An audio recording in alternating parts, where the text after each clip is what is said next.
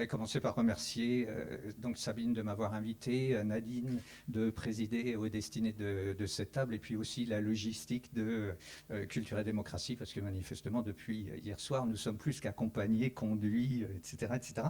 Et c'est extrêmement agréable. Je ressaisis aussi dans le début de mon propos une chose. Sabine a parlé ce matin de reconfigurer les rapports de culture et démocratie. C'est effectivement dans ce cadre que je voudrais essayer de m'insérer. Maintenant, très peu de temps après, un autre mot a été proposé, refonder. Je ne suis pas du tout du côté de la refondation. Je trouve même que c'est une grave erreur. En revanche, la reconfiguration, ça m'intéresse. Oui, peut-être faudra-t-il aussi repréciser à un moment ou à un autre ce genre de choses. Enfin, il est vrai qu'il est très important d'insister sur le « et » de culture et démocratie. La preuve en est un certain nombre de difficultés qui peuvent conduire, et justement je ne veux absolument pas m'aventurer sur ces terrains-là, qui peuvent conduire à des perspectives, disons, négatives pour aller vite, à notamment toute la perspective qui a été développée ce matin et que moi, personnellement, je n'assume pas, de la nécessité d'une résistance. Je voudrais absolument montrer que ce qui est essentiel aujourd'hui, c'est l'affirmation et plus du tout les perspectives de résistance. Il faut absolument sortir de ce genre d'optique qui, d'une certaine façon, est liée à une configuration qui, justement, ne me semble plus être celle d'aujourd'hui. Après, on peut en discuter, mais c'est quand même l'optique sur laquelle je voudrais me stabiliser, sachant que si j'arrive à ce type de vocabulaire et à ces précisions, c'est effectivement parce que je travaille sur la question du spectateur. Là, je ne vais surtout pas essayer de trop m'y aventurer, parce qu'on va y passer la nuit, j'ai beaucoup de choses à raconter, ce n'est pas du tout l'objectif qui m'est assigné. Je vais quand même préciser d'abord mon objectif, puis après, perturbation ou interruption, c'est tout à fait légitime, et je les accepte d'avance. Alors, il est évident, pour dire deux mots très généraux, que je n'ai pas besoin de rappeler, en tout cas ici, que s'intéresser aux arts et à la culture n'est pas une préoccupation d'esthète ou de dandy. Même si beaucoup pensent à notre époque, ou que notre époque souffre de problèmes beaucoup plus graves, beaucoup plus importants, je pense qu'on se trompe dans la hiérarchie des choses, mais ça, vous le savez, enfin, c'était induit par tout ce qui a été dit depuis ce matin, mais je pensais nécessaire au moins pour moi de le rappeler. Je pense qu'effectivement que si, par exemple, dans mon travail, je construis des choses autour de l'esthétique, c'est bien aussi parce que l'esthétique, ce n'est pas seulement le problème du regard qu'on porte sur l'œuvre d'art, mais l'esthétique, c'est aussi quelque chose qui est politique foncièrement, qui recouvre aussi le domaine économique, fût-ce d'ailleurs, ça a été souligné ce matin, des emplois, et on ne peut quand même pas aujourd'hui négliger le problème des emplois. Et enfin, plus largement, cette question de l'esthétique nous renvoie au problème des partages du sensible de notre société, et donc aux questions de la spectatorialité, ce qui n'est pas forcément le problème du spectateur. Peut-être faudra-t-il y revenir. Autrement dit, l'objectif que je me suis assigné, c'est d'affirmer évidemment qu'il est primordial que l'incitation aux arts et à la culture, pour l'instant, je vais laisser un peu de flou autour de ces deux termes, mais je les reprendrai tout à l'heure, que cette incitation donc aux arts et à la culture soit muée en droit, bien sûr, et je crois qu'on conclura tout à l'heure sur cette question des droits, donc je vais essayer, moi, plutôt de la contourner, mais très volontairement, puisqu'elle va être reprise. Et qu'elle soit muée, en l'occurrence, en droit, notamment, relativement à la spectatrice et au spectateur que nous pouvons devenir, et pas que nous sommes, parce que là, il y a une erreur de vocabulaire qui me paraît au moins, elle aussi, essentielle. Mais en même temps, et c'est là mon propos, nous ne devons pas nous aveugler sur cette incitation au droit et sur sa puissance, comme s'il y avait dans ma tête une sorte de doute, une sorte de scepticisme vis-à-vis d'un certain nombre de choses, doute ou réticence que je vais concrétiser par une phrase qui va résumer l'ensemble de mon propos, et c'est une question: êtes-vous vraiment tous ici devenus généreux ou plus généreux depuis que vous avez entendu ou vu l'Avare de Molière? Eh bien, j'en suis pas sûr. Et on est en plein cœur de la question fondamentale de la culture. Voilà. C'est-à-dire cet échange assez curieux entre d'un côté une hypervalorisation, de l'autre une hyper-dévalorisation, sans comprendre que c'est peut-être pas le problème, c'est grosso modo autour de cette affaire que je voudrais circuler.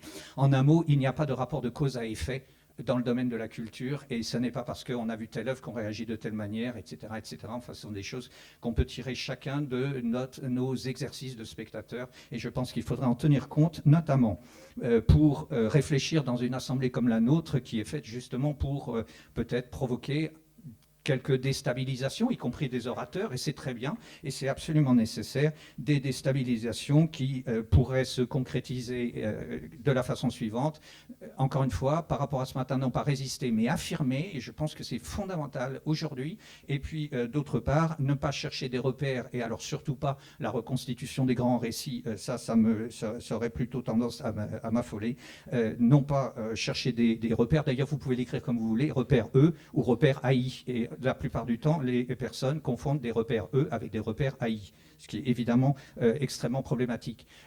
En quoi je voudrais substituer à une problématique des repères et des grands récits, une problématique plutôt des archipels de construction dans lesquels les individus se considérant comme solidaires, construisent des imaginaires peut-être autres et rendre possible des circulations très très différentes dans ce qu'on appelle la culture et que je vais tout à l'heure transformer de la culture en un se cultiver, c'est-à-dire en un verbe qui a la propriété d'être un verbe actif accompagné d'un réfléchi, ce qui nous met dans une toute autre structure que la question de la culture.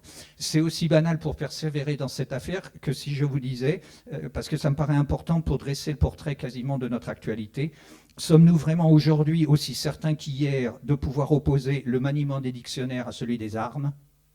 C'est une question absolument fondamentale. Sommes-nous aussi assurés qu'autrefois du recul possible du fanatisme devant la poussée de l'esprit et de la raison? Je n'en suis pas sûr.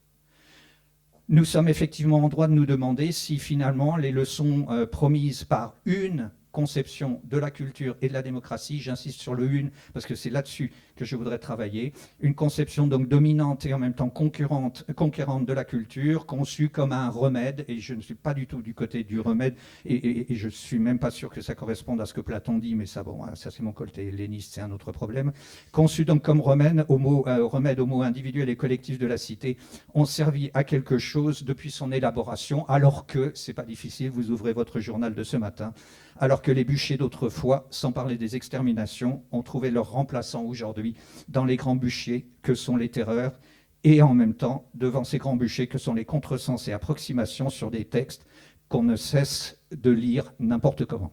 Bon, voilà, c'est le portrait de notre actualité. Je laisse... Juste, je me permets juste d'interrompre Christian, parce qu'il y a un mot que je n'ai pas compris. Alors évidemment, c'est pas parce que je suis artiste que je n'ai pas compris, mais c'était plutôt la question de la spectorialisation. Je me demandais si ce n'était pas une problématique qui nous mettait là, nous, aujourd'hui, spectateurs de la situation, en train de nous regarder nous-mêmes, finalement. Alors, premièrement, je ne pense pas que nous soyons en situation de spectatorialité du tout, puisque nous sommes dans un colloque qui relève d'un exercice de formation, de discussion, de contradiction, et en aucun cas il n'y a un effet de spectatorialité dans l'affaire, ça c'est une première chose. Ensuite, spectatorialité, c'est justement un problème d'hyper-confusion aujourd'hui, puisque le mot spectateur sert aussi bien aux politiques pour dénoncer les citoyens, en disant les citoyens désormais ne sont plus que des spectateurs, alors en un mot, nous sommes des acteurs. Au demeurant, je ne commente pas le fait que ça arrange beaucoup les hommes politiques de dire ça. Bon, peut-être qu'ils ont transporté le spectacle de leur côté et qu'ils ne peuvent plus supporter les spectacles des autres. C'est aussi un problème, à quoi s'ajoute que quand on demande à un homme responsable ou à une femme responsable des questions culturelles, notamment à l'Assemblée nationale, j'ai fait l'exercice, donc je vais m'avoir borné à la France, quand on leur demande si ils n'auraient pas besoin d'une formation culturelle générale, la réponse est maintenant, nous savons ce que c'est que la culture, bien sûr. Ça fait écho à la question qui a été posée ce matin sur quand il y a des décrets qui sont posés, est-ce qu'on est obligé de les appliquer bêtement ou est-ce qu'il faut résister peut-être que la question... on y court tout droit. Donc, tout droit on va vers cette question-là, au travers, je suppose, du développement qu'on va essayer de faire cet après-midi. Alors, à partir de là, je voudrais juste saisir une chose, puis après je vais vous donner un plan directeur, et puis ce qui est intéressant, effectivement, c'est d'interagir. À partir de là, ce qui peut-être me paraît une proposition très importante, c'est que nous pouvons aujourd'hui saisir une chance qu'on n'a peut-être pas eue auparavant, et il est temps de la prendre en main. Cette chance, ce serait d'entreprendre une franche explication sur ce qu'on entend par culture, sur ce qu'on entend par démocratie, sur cette espèce d'équation Princeps, je vais peut-être la rétablir tout à l'heure, selon laquelle culture et démocratie vont automatiquement ensemble. Et entendez bien, ce qui m'intéresse, c'est l'automatique. Je n'ai pas dit que ça n'allait pas ensemble, c'est le automatiquement ensemble, c'est le mécaniquement associé, c'est le etc. Voilà, ça, je pense que ce sont des problèmes et que c'est pour ça qu'on n'est pas en posture de spectateur ici. Voilà, on peut en parler, je pense qu'il faut en parler. Je pense qu'on a un point crucial d'une histoire dans la culture, pour aller vite, dans laquelle il faut intervenir et d'une certaine façon remettre en cause les assignations à la culture, de même que les assignations à la démocratie, comme si culture et démocratie étaient univoques. Voilà. Alors, à partir de ce point, moi, je vous propose un parcours qu'on peut remanier sans difficulté, qui serait le suivant. Dans un premier temps, juste un rappel bon, historique, glorieux, etc. Un rappel sur la constitution de l'équation culture et démocratie. Voilà, c'est juste simplement pour remettre des choses à jour, pour qu'on soit d'accord sur ce de quoi on discute, parce que sinon, on ne sait pas de quoi on parle. Je voudrais, dans un deuxième temps, montrer comment cette équation Princeps, donc culture et démocratie, s'est trouvée poussée vers une police de la culture. Et moi, je ne dis pas s'est trouvé mise en déclin ou s'est trouvé détourné. Et je pense que la logique du premièrement, c'est l'aboutissement à une police de la culture aujourd'hui. J'y reviendrai. Au passage, c'est pas du tout à ma gloire, donc ne vous inquiétez pas, mais dans la mesure où je suis membre de l'Observatoire de la liberté de création, compte tenu du nombre de dossiers qui tous les jours tombent sur nos bureaux, de censure par-ci, censure par-là, fermeture d'exposition dans un troisième côté, etc., etc., je pense qu'on ne peut pas éviter de revenir sur cette question de la police de la culture aujourd'hui, qui est peut-être justement le résultat d'une certaine définition de la culture et de la démocratie. Dans un troisième temps, je voudrais montrer, simplement pour détendre l'atmosphère, j'entends par là détendre nos esprits, je voudrais rappeler que cette combinaison sur laquelle nous vivons n'est pas la seule possible. Bon, comme dans tous les raisonnements philosophiques que vous pouvez entreprendre, chaque fois que quelqu'un, vous le savez bien en matière politique, en matière économique, chaque fois que quelqu'un vous dit il est nécessaire de faire que, il faut répliquer, il n'est jamais nécessaire, on peut toujours faire autrement. Voilà. Eh bien, je voudrais m'inspirer de ce même type de modèle, culture et démocratie. Tout le monde croit qu'il y a une nécessité derrière cette affaire. Je vais montrer qu'il n'y a pas de nécessité et qu'on a une pluralité de modèles possibles. Et déjà, en comprenant qu'il existe une pluralité de modèles possibles, on peut comprendre peut-être qu'on peut faire des choix différents, qu'on peut peut-être s'orienter différemment, qu'on peut peut-être aussi agir différemment. J'avais une troisième partie que je vais sauter sur la question des droits culturels, mais ma collègue tout à l'heure va s'en occuper, donc je lui laisse. Je dirai juste un mot qui m'importe pour conclure ensuite sur la culture conçue comme travail de soi et pas du tout comme élément normatif. Je peux donc continuer. Non. Peut-être juste le premier point, puis après on peut repartir dans tous les sens. Donc ce que je disais, c'est qu'effectivement, il existe une première équation que probablement chacun d'entre nous a en tête, parce qu'elle fait partie de nos apprentissages, parce qu'elle fait partie de ce qu'on répète en permanence, parce qu'elle fait partie de ce qu'on dit aussi dans les textes, de ce qu'on lit dans les textes, donc ce qu'on lit dans beaucoup d'ouvrages, et vous en avez eu quasi une avalanche depuis ce matin. Moi, rassurez-vous, je ne vais pas vous en citer, et je pense que dans les librairies, il y a des tas de choses qu'on appelle des feuilles de papier avec des couvertures autour, qui ne sont pas forcément des livres. Mais c'est un autre problème. Je voudrais donc m'intéresser à juste un point fondamental. Donc, comment s'est constituée cette équation culture-démocratie? Ça me paraît très important. Si je vais même très très vite, il faut en appeler à la Révolution française, voilà, à l'instauration de ce qu'on appelle à partir de la Révolution française le cercle démocratique. Le cercle démocratique, il se constitue de la façon suivante. À partir du moment où vous voulez assurer la démocratie, il faut, deuxième point, qu'il y ait des citoyens. Mais pour qu'il y ait des citoyens, il faut, troisième point, que ce soit des citoyens cultivés. Quatrième point, pour qu'ils soient cultivés, il faut l'école. Et dernier point, l'école et donc la culture servent de garantie à l'État sous sa version démocratique.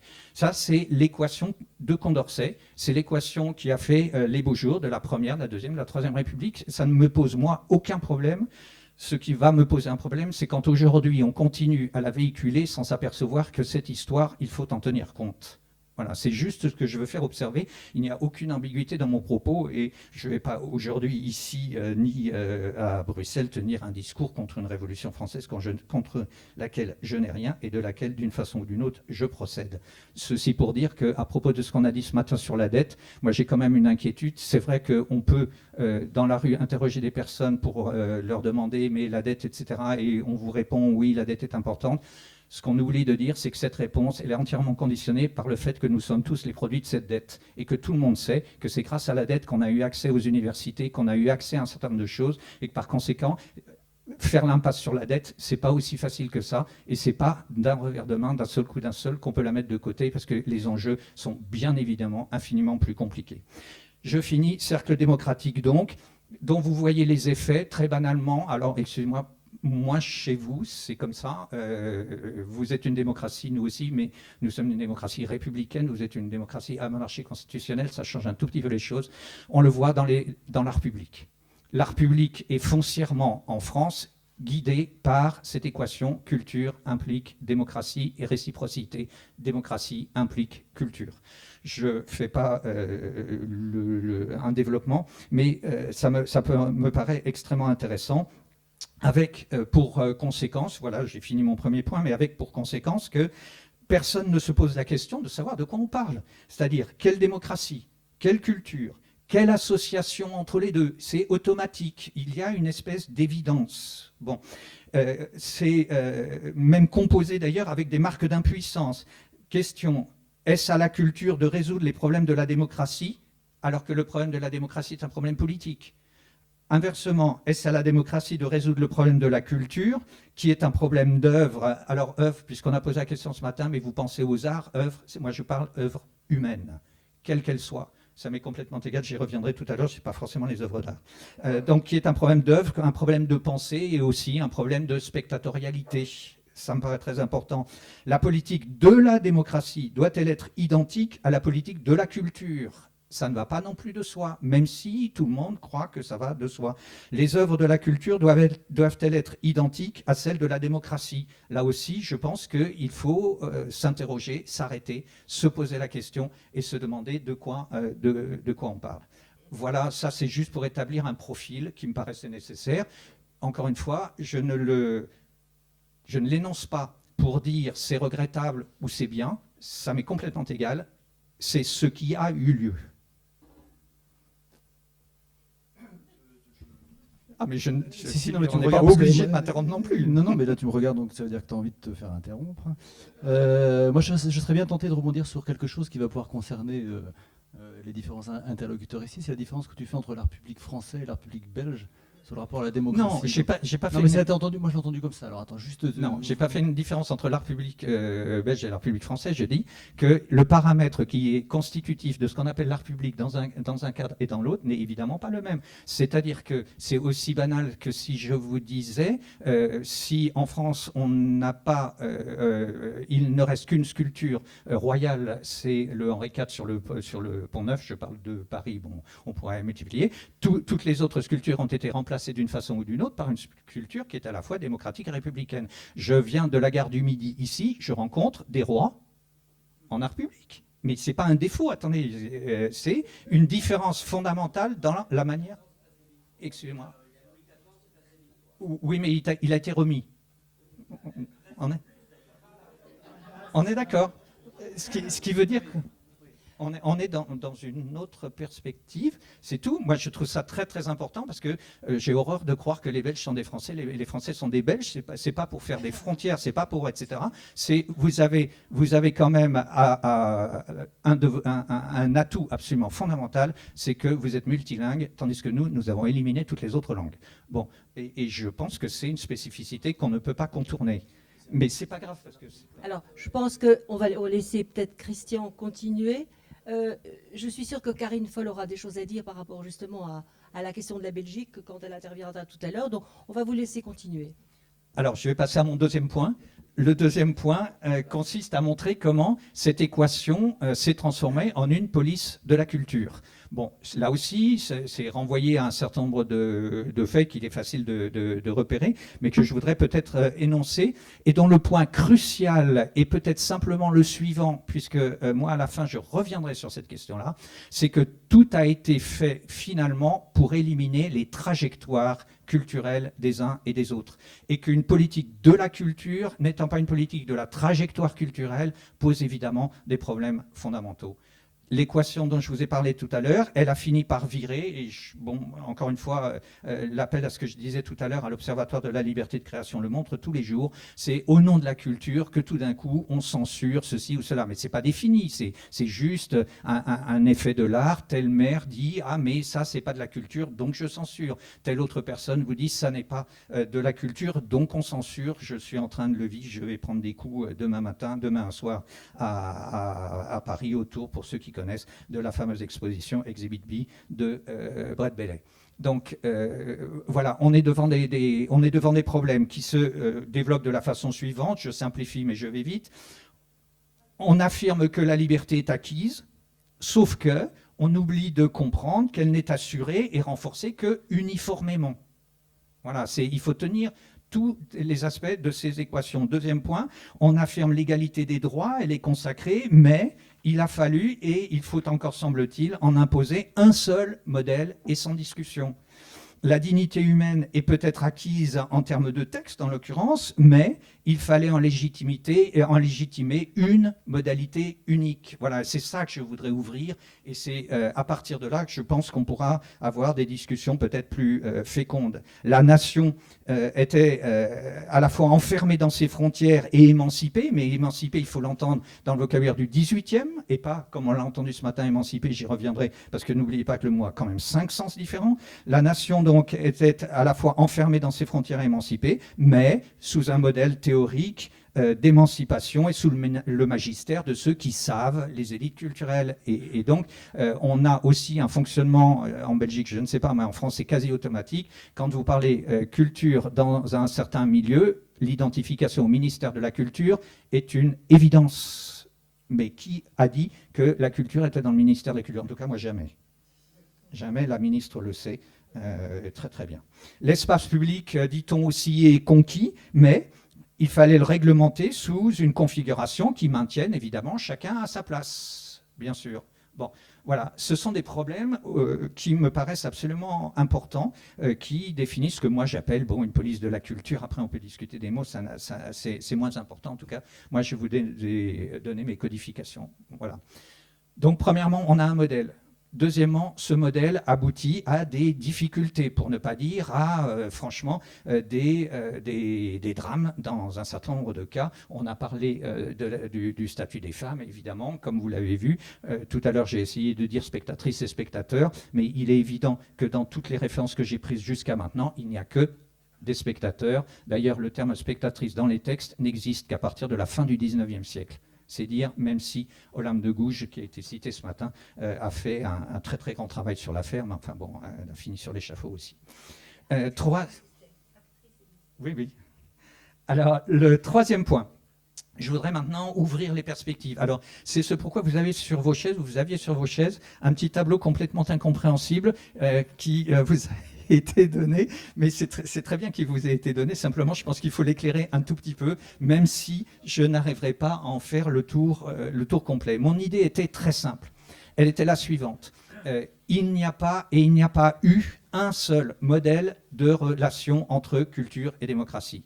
Il y en a eu un qui est devenu dominant, qui est dans la tête de quasi tout le monde, mais il y en a eu d'autres. Et c'est peut-être intéressant déjà de se dire que s'il y en a eu d'autres, peut-être que nous aussi, nous pouvons ouvrir notre esprit à d'autres choses. Enfin voilà. Et si moi je n'en appelle pas à une résistance, j'en appelle à des affirmations, et je voudrais bien qu'effectivement chacun affirme, notamment ici, tous ceux qui sont et qui font des choses qui sont différentes des autres, qu'ils soient capables d'affirmer ce qu'ils ont à affirmer plutôt que de continuer à résister à je sais pas quoi, en intégrant dans leur résistance l'incapacité à faire quelque chose, parce que à force de résister, on finit par être absorbé par sa propre résistance. Donc le tableau en question n'est pas problématique. Je vais juste en faire le tour très très vite. Vous descendez tout de suite à la 1, 2, 3. Alors ça se prend, oui, il y a deux pages, pardon. Vous descendez 1, 2, 3 à la 4e case. La 4e case est le pôle d'articulation. Donc vous en avez 4 au-dessus et quelque chose comme 4 en dessous. J'arrive pas à compter, ça va trop vite. Voilà. Donc ce point, c'est l'idée que la culture est mise au service de la démocratie. C'est une chose bien connue, c'est une chose absolument constante. Il faudrait que la culture se mette au service de. Mais réfléchissez 2 secondes, c'est éminemment problématique quant au statut qu'on donne à la culture. Si elle est simplement au service de quelque chose, c'est-à-dire qu'elle est déjà instrumentalisée, elle est déjà rangée du côté de l'utile, et c'est justement le contraire même de ce que moi, tout à l'heure, je vais peut-être définir comme la culture. En avant de cette ligne, les 3 premières, moi j'ai dit 4, mais les 3 premières, vous expliquent, vous montrent qu'il y a eu 3 grands modèles. Excusez-moi, j'en ai pas mis des milliers, hein, il y en a certainement d'autres, moi j'en ai répertorié comme ça une dizaine. Les 3 modèles précédents nous montrent comment il faut maintenir une homologie entre culture et démocratie. Voilà. Ce sont tous des partisans de l'homologie sous le présupposé de l'un. Il y a une seule culture, il y a une seule démocratie possible. C'est ce que, version spectateur, moi j'appelle la problématique du spectateur garant. C'est-à-dire qu'effectivement, dans l'équation de tout à l'heure, qui dit démocratie dit citoyen cultivé, qui dit citoyen cultivé, dit aussi, ça s'entend absolument partout si vous écoutez bien notre époque. À l'époque du règne des images, dans la mesure où les images sont mauvaises, les spectateurs sont mauvais, parce que les spectateurs sont mauvais, la démocratie est en péril. Équation, ça s'appelle Finkielkraut, ça s'appelle Debrez, ça s'appelle etc., que vous remontez à l'envers, ça s'appelle Marie-Josée Monzin. À partir du moment où vous voulez de bons spectateurs, il faut qu'il y ait de bonnes images. S'il faut qu'il y ait de bonnes images, il faut en finir avec le règne des images. Le problème, c'est que dans tous les cas, vous aboutissez à la censure. C'est le « il faut ». Eh oui. Et ça, c'est un problème. C'est fondamentalement un problème. Bon, moi, je voudrais évidemment me retirer de ce genre de raisonnement, ce pourquoi j'ai eu la vulgarité d'écrire le dernier livre que j'ai écrit. J'ai vu qu'il me restait que 5 minutes. La deuxième partie du tableau en dessous, et j'abrège, montre 2 situations. La situation du spectateur résistant. Ça s'appelle, on les a cités ce matin, ça s'appelle Foucault, ça s'appelle Jean-François Lyotard et autres. Et je pense qu'il y a une dernière case, la dernière, donc je vais conclure en résumant la fin de mon propos là-dessus. La dernière case, il est possible aujourd'hui de penser un spectateur affirmatif qui relie émancipation et politique au lieu de les séparer, mais qui repense évidemment l'émancipation tout autrement. Et voilà ce vers quoi je voudrais déboucher. Sur la chose suivante. C'est donc que, ce sera mon dernier point, c'est donc que si on veut parler des rapports entre culture et démocratie, bon, il faut effectivement se mettre autour d'une table et puis essayer de définir les termes dont on veut parler. Je laisse démocratie de côté, mais tout le monde sait ici que démocratie, c'est démocratie libérale parlementaire, démocratie à monarchie constitutionnelle, démocratie républicaine, etc., etc. Il y a des milliers de modèles de démocratie possibles. Donc il faut arrêter de dire la démocratie. Il faut s'ouvrir la tête, préciser ce de quoi on parle quand on veut en parler. Deuxième chose, même remarque pour culture, mais je vais le faire un tout petit peu autrement. Je pense qu'il faut absolument aujourd'hui cesser de parler de culture. Ce qui ne vous affolez pas, ça veut dire juste la chose suivante. Il vaudrait mieux essayer d'en appeler et de se poser la question de se cultiver et non pas de la culture. La culture a une fâcheuse tendance à nous enfermer du côté des objets. Bon. Et qui dit objet de culture néglige les trajectoires. Alors ce qui m'intéresse, c'est les trajectoires des uns et des autres. Qui dit culture dit en général référence à des normes. Mais si on cessait de référer à des normes et on essayait plutôt de penser en termes de trajectoire. Qui dit culture dit référence à des lieux et des lieux spécifiques, mais le problème de la culture est bien évident et qu'il échappe à toutes ces affaires de lieux. Je vous fais juste une remarque de vocabulaire qui est très qui, moi, me paraît drôle. La ministre à laquelle je citais ça l'autre jour n'a pas trouvé ça drôle du tout. Quand on parle de culture, on parle toujours des hauts lieux de culture. Et personne n'ose dire que s'il y a des hauts lieux de culture, il y a des bas lieux de culture, hein, là, tous les autres, etc. On ne dit pas ça. Non, il n'y a que les hauts lieux de culture, mais excusez-moi, si vous employez l'un, il faut employer l'autre. Alors, c'est qui les bas lieux de culture? Ça, c'est une bonne question. Bon, peu importe, les hôpitaux, les prisons, etc. J'ai même été convoqué il n'y a pas très longtemps pour écrire un article sur les spectateurs atypiques, les hôpitaux, les prisons, etc. C'est-à-dire quelqu'un qui confond l'atypicité des lieux avec l'atypicité des personnes. C'est très grave. C'est très, très grave. Bon, peu importe, je passe. Ce qui m'intéresse donc, et j'ai terminé, c'est en revenant, si vous voulez, à ma question du spectateur, de laquelle je ne peux pas dire grand-chose, mais en m'apercevant que spectateur, ce n'est pas un être, mais un devenir. On ne naît pas spectateur, et on n'est pas un apostrophe EST spectateur, mais on le devient et on le redevient constamment dans le rapport aux œuvres, et dans quelque chose qui est appelé par les œuvres, et dans une corrélation entre l'œuvre et la personne qui regarde, qui écoute, qui, etc., peu importe, se joue fondamentalement un double rapport, un rapport à une trajectoire, la trajectoire de soi par rapport à l'œuvre, et à un rapport aux autres, aussi banalement que quand vous sortez du cinéma avec un tel ou un tel, à la fin du film, vous avez envie de vous pencher vers lui ou elle en lui disant c'était bien, c'était pas bien, etc. Puis après, on va boire une petite bière et puis ça dure toute la nuit. C'est important. Donc, ce qui m'intéresse dans l'affaire, et c'est là que je termine par ma notion d'archipel, peut-être faut-il reprendre toute la question de la culture par le se cultiver en tant qu'il ouvre sur des archipels dans lesquels les individus sont solidaires les uns des autres et ils ne sont plus dominés par des institutions ou des groupes qui pensent pour eux.